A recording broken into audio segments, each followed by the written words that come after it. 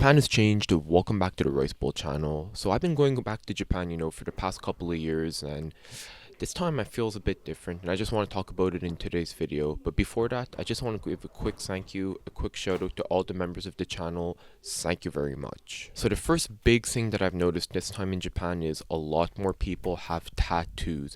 And I'm not going to go here and say that tattoos are more widely accepted by the general population or that. I'm not too sure.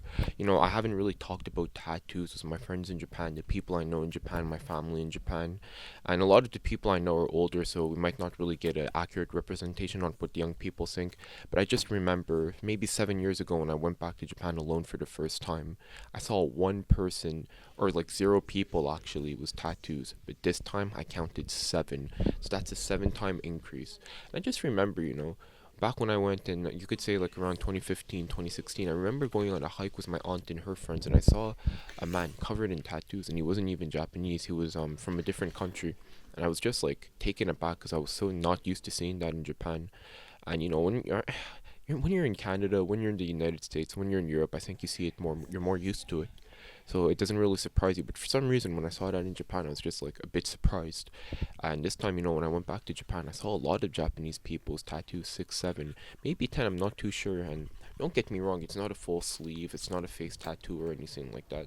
Well, not now that I mentioned it, I think there was one guy who had a face tattoo, but I can't remember.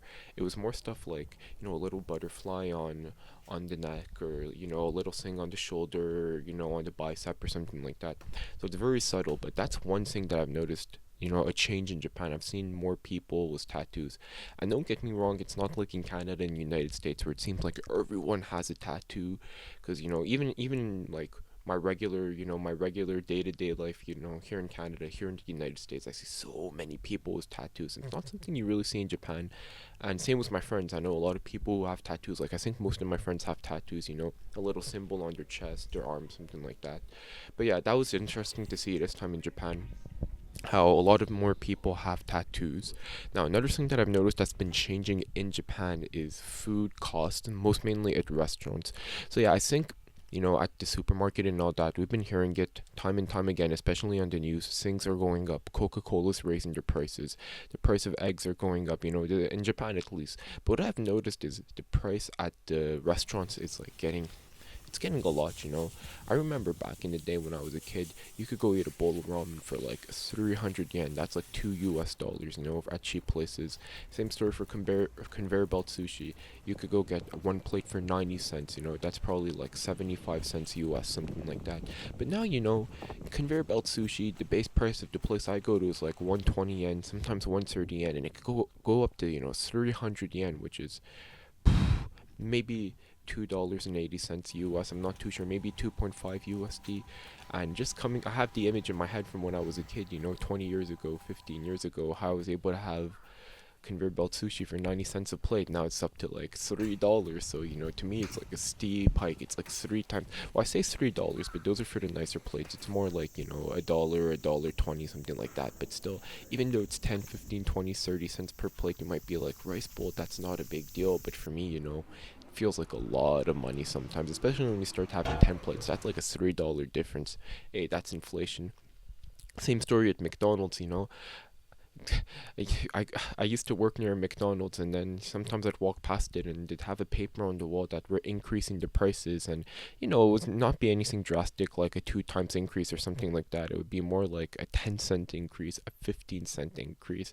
And people would be freaking out. McDonald's is too expensive. And then the news would show people lining up in front of McDonald's before the price increase, because everyone has to get the deal before it gets too expensive. But I'm like, man, it's only 10 cents.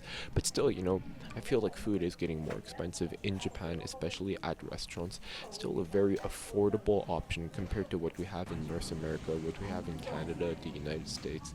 At least we don't have tipping culture. And what's puzzled me over these past few years is how a lot of restaurant owners, because I've worked at a couple of restaurants now, say that it's very hard to operate a restaurant here in North America. Well, here in North America, I'll say here in Canada, United States is probably the same story. I've never worked in a restaurant in the United States, but here in North America, without tips, and I'm just like confused. Because in Japan, the people don't receive tips, and look at all the restaurants. Now, what I'll say is a lot of places are either mega giga chains, or they're probably like mom and pop shops, so they're really operating on slim margins. We saw a lot of restaurants disappear during that worldwide situation also, so they might not be making that much money either. But yeah, we hear that time and time again. When I was working here, we need tips to survive. The restaurant owners are saying this, by the way, so maybe they're having difficulty paying their staff or what, I don't know. But yeah, eating out in North America is like a whole other ballpark. You go, it's like minimum $15, $20, probably more. I was surprised the other day when I went to Subway's, it was $16. I was man, that's a lot. And I went to Jimmy John's for the first time, and don't get me wrong, recently, and it was like pretty tasty actually, very tasty. The service was great, very fast, but kind of pricey. But that's a different story. Anyways, another thing that I've noticed that changed is the hairdresser. Now, what does this mean, the hairdresser? Basically, just a hairdresser that I've been going to for the past 7 years in Japan. I'd go out in 25 minutes, 30 minutes. They'd shave the hair off my face also. They cut my hair. They do such a good job. It's so fast, no fuss, nothing like that. And the cost would be 1,200 yen, no tip. And that's around maybe 9 USD, maybe 10, 11, something like that. I'm not too sure was the conversion rate. But yeah, you'd go in and out, and yeah, it was beautiful, so fast, no complaints. And last time I went, the hairdresser disappeared. And I asked around, and they said, oh, it moved here and here, and asked the gas station people who work beside the hairdresser, and they're like, yeah, it's moved here and there. And I went to go check, and I couldn't find a hairdresser. So yeah, now that's another thing that's changed in Japan. So yeah, tattoos, the food costs, and hairdressers are the three things that for me personally, that I've noticed have changed over the years.